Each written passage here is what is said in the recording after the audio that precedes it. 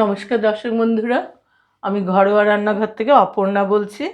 আজকে আবার বিকেলের স্ন্যাক্স রেসিপি নিয়ে এসেছি। আলু দিয়ে নানান রকম জিনিসই বানানো যায়। আমি আলুর সঙ্গে চিড়ে ম্যাশ করে আজকে একটা ওই রোল বানাবো, পোহা ফিঙ্গার। চিড়ে দিয়ে আলু দিয়ে একটা ওই ফিঙ্গার বানায়, যেমন ফিশ ফিঙ্গার হয় ওই টাইপেরই একটু বড় করে বানাবো। চায়ের সাথে খেতে খুবই ভালো লাগবে। আসুন কিভাবে বানাচ্ছি দেখিয়ে দিই। আমি এখানে দুটো আলু নিয়েছি সিদ্ধ করে, আর এই এক বাটি চিড়ে নিয়েছি। আর উপকরণের মধ্যে আমার এখানে ধনে পাতা, পেঁয়াজ, রসুন, আর মশলার মধ্যে ধনে, জিরে, চাট মশলা, সবজি মশলা, এই সব, নুন আর মিষ্টি, এই উপকরণ। এবার আলুগুলোকে আগে ম্যাশ করে নিয়ে তারপরে বাকি মশলা দেবো, দেখাচ্ছি। দর্শক বন্ধুরা, এবার এই আলুটার মধ্যে আমি এই ভেজানো চিড়েগুলো ধুয়ে ভিজিয়ে রেখেছিলাম, সেই চিড়েটা অনেকটাই সফট হয়ে গেছে। যেহেতু চিড়ের দিয়ে ফিঙ্গারটা করছি, ওই জন্য চিড়ের পরিমাণটা একটু বেশি থাকবে। এবার এর মধ্যে আমি ধনে, জিরে, সবজি মশলা, চাট মশলা, লবণ, চিনি যা দিয়েছি ভাগ করে রেখেছি মশলাগুলো একসাথে দিয়ে দিলাম। এর মধ্যে একটু গোলমরিচের গুঁড়ো দিয়ে দিলাম। আপনারা দরকার হলে কাঁচা লঙ্কা, চিলি ফ্লেক্স সব দিতে পারেন, আমি এটা গোলমরিচ দিয়ে করব। একটু মিশিয়ে নিই সব একসাথে।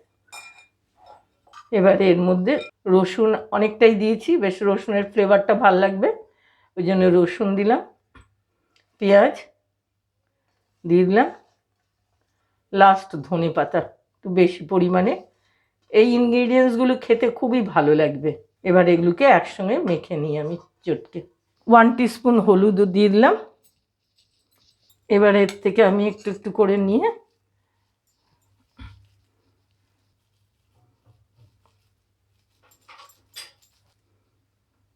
এরকম রোল বানিয়ে নেব। এটাই ফিঙ্গার। হাতে একটু প্রেস দিয়ে দিয়ে নিতে হবে।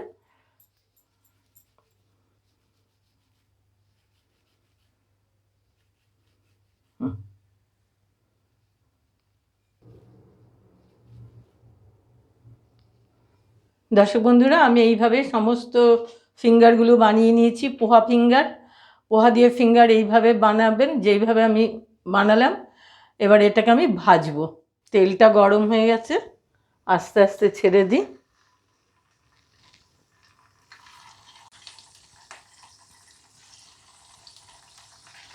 খুব চড়া আছে দেওয়া যাবে না, তাহলে ভেতরটা ভাজা হবে না, ওই জন্য অল্প আঁচে আমি দিয়েছি।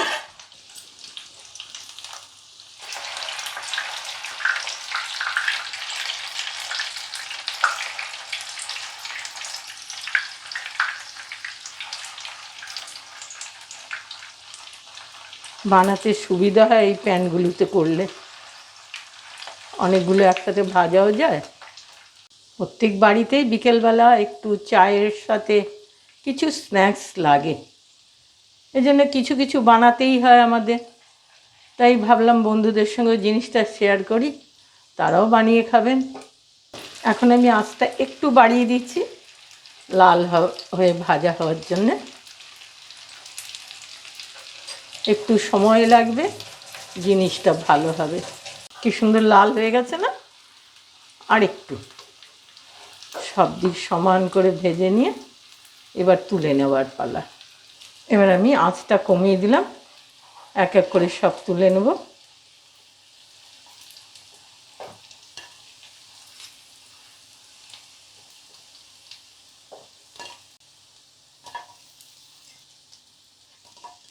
এবার নেক্সট ব্যাচটা দেবো, আঁচ কমিয়ে দিয়েছি এই জন্যে।